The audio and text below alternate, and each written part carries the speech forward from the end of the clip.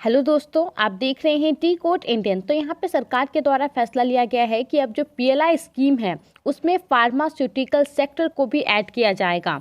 इसके तहत अब क्या होगा, जो भी कंपनियां हैं जो दवाई का निर्माण करती हैं वो अब पीएलआई स्कीम के लिए अप्लाई कर सकती हैं। उन्हें कुछ इंसेंटिव दिया जाएगा उनके सेल्स पर जिनका निर्माण भारत के अंदर हुआ है।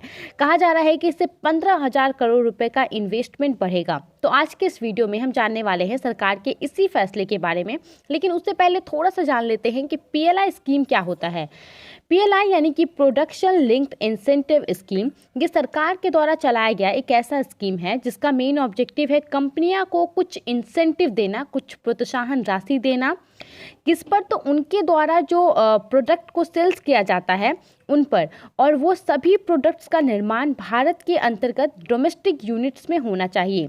उसके अलावा जो फॉरेन कंपनीज हैं उनको भी भारत के तरफ आकर्षित करना कि आप भारत आइए और यहाँ पे आकर के अपने कंपनी को के जो प्रोडक्ट है उसका मैन्युफैक्चर कीजिए। और जो लोकल कंपनीज है भारत में उसको इनकरेज करना कि उनका जो एग्जिस्टिंग मैन्युफैक्चरिंग यूनिट है उसको वो बढ़ाए, जिससे एम्प्लॉयमेंट जनरेट हो और कंट्री का जो हमारे देश का इंपोर्ट को लेकर के दूसरे देशों पर हम लोग डिपेंड हैं वो यहाँ पे कम हो।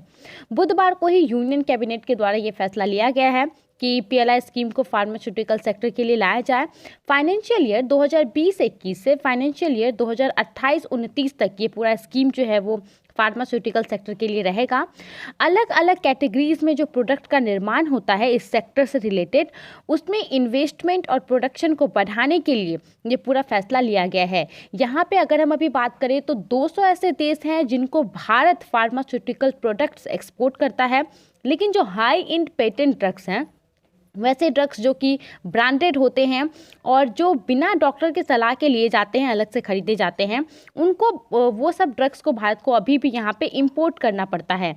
इस फैसले के तहत एम है कि जो फार्मास्यूटिकल इंडस्ट्री है भारत की वो ग्लोबली कम्पिटिटिव हो। कहा जा रहा है इससे कि डायरेक्ट और इनडायरेक्ट, डायरेक्ट 20,000 और इनडायरेक्ट 80,000 स्किल्ड, जिनके पास कुछ स्किल्ड है और जिनके पास कुछ भी स्किल्ड नहीं है, उन लोगों को यहाँ पे रोजगार दिया जाएगा। हालांकि ये नंबर काफ़ी ज़्यादा कम है। आप इसके बारे में क्या सोचते हैं हमें कमेंट करके ज़रूर बताइए कि क्या ये नंबर जो एम्प्लॉयमेंट सरकार के द्वारा इस फैसले से दिया जाएगा क्या वो इनफ है या नहीं है। इसके बारे में आप हमें कमेंट कर सकते हैं। आगे अगर मैं आपको इस स्कीम के रिलेटेड बातें बताऊं तो यहाँ पे प्रोडक्शन और एक्सपोर्ट वैल्यू को बढ़ाना है। कहा जा रहा है कि 6 सालों में 2022 से 23 फाइनेंशियल ईयर से लेकर के 2027 से 28 तक, इन 6 सालों में यहाँ पे उम्मीद किया जा रहा है कि जो आपका सेल्स है वो 2,94,000 करोड़ रुपए से बढ़ाया जाएगा और जो एक्सपोर्ट है उसको यहाँ पे 1,96,000 रुपए से बढ़ाया जाएगा, करोड़ रुपए से। अब अगर आगे बताऊं आपको इस स्कीम के बारे में, तो यहाँ पे जो कैबिनेट के द्वारा अप्रूव किया गया है उसमें 3 कैटेगरीज के लिए ये जो पूरा स्कीम है उसको बताया गया है। पहला कैटेगरीज जो है ग्लोबल मैन्युफैक्चरिंग रेवेन्यू, जिसका वैसी कंपनियां जिसका ग्लोबल मैन्युफैक्चरिंग रेवेन्यू 5,000 करोड़ रुपए या फिर उससे ज़्यादा हो, वो पहले कैटेगरी में आएगा और उसको यहाँ पे ग्रुप ए के नाम से जो है क्लासिफाइड किया गया है। अगर आगे तो यहाँ पे जो दूसरा कैटेगरी है ग्रुप बी, उसमें जिनका पूरा मैन्युफैक्चरिंग रेवेन्यू 5,000 करोड़ से लेकर के 500 करोड़ के बीच में है, वो यहाँ पे आएंगे। और जिनका रेवेन्यू 500 करोड़ से लेकर के उससे नीचे तक है तो वो यहाँ पे ग्रुप सी में आएंगे। तो इस तरीके से सरकार के द्वारा कंपनियों को यहाँ पे कैटेगराइज कर दिया गया है ग्रुप ए, बी और सी में उनके रेवेन्यू के आधार पर। जो टोटल अमाउंट ऑफ इंसेंटिव है तीनों ग्रुप के लिए, वो ग्रुप ए के लिए बताया जा रहा है 11,000 करोड़ रुपए, ग्रुप बी के लिए बताया जा रहा है 2,250 और ग्रुप सी के लिए 1,750 करोड़ रुपए बताया जा रहा है।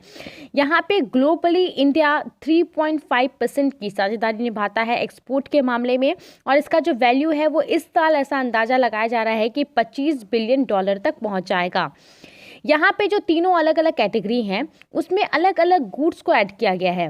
फॉर एग्जांपल यहाँ पे जो पहला कैटेगरी है उसमें बायो फार्मास्यूटिकल्स प्रोडक्ट को ऐड किया गया है, जैसे generic drugs, patent drugs, cell paste और gene therapy drugs, phyto pharmaceuticals और ऑर्फेन ड्रग्स को पहले कैटेगरी यानी कि ग्रुप ए में ऐड किया गया है। दूसरे कैटेगरी ग्रुप बी में एक्टिव फार्मास्यूटिकल्स इंग्रेडिएंट API को ऐड किया गया है। तीसरे कैटेगरी में वैसे सभी गुड्स को ऐड किया गया है जो कि पहले और दूसरे कैटेगरी में कवर नहीं करेंगे।